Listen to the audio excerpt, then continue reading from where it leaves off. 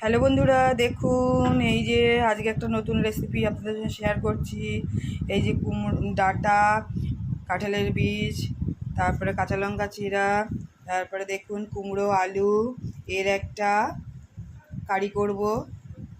এর সঙ্গে নিয়েছি একটু বড়ি ভাজা। এই যে দেখুন বড়ি আমাদের হাতেই তৈরি করা বাড়িতে, সেই বড়ি দিয়ে ডাঁটা কুমড়ো আর কাঁঠালের বীজ দিয়ে রান্না হবে। শুকনো লঙ্কা, রাঁধুনি ফোড়ন দিলাম। এবার কুমড়ো আলুটাকে তেলের উপরে দিয়ে দিলাম। এবার ডাঁটা কাঁঠালের বীজটাকে দিয়ে দিলাম, ভালো করে নাড়িয়ে নিচ্ছি। একটু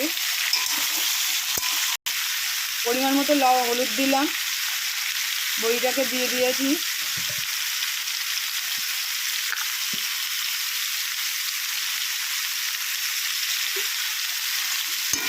পরিমাণ মতো লবণ দিয়ে দিলাম।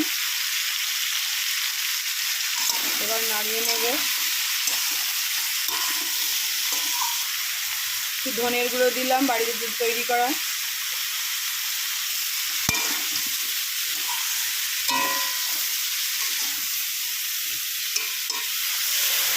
জল দিয়ে দিলাম পরিমাণ মতো।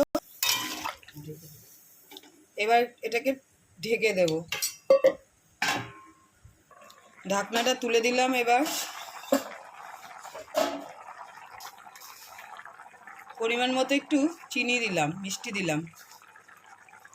ডাঁটা কুমড়োর তরকারি একটু মিষ্টি না হলে ঠিক জমে না। তরকারি হয়ে এসছে। এবার একটু জিরের গুঁড়ো দিলাম। ভালো করে এবার নাড়িয়ে চাড়িয়ে নেব।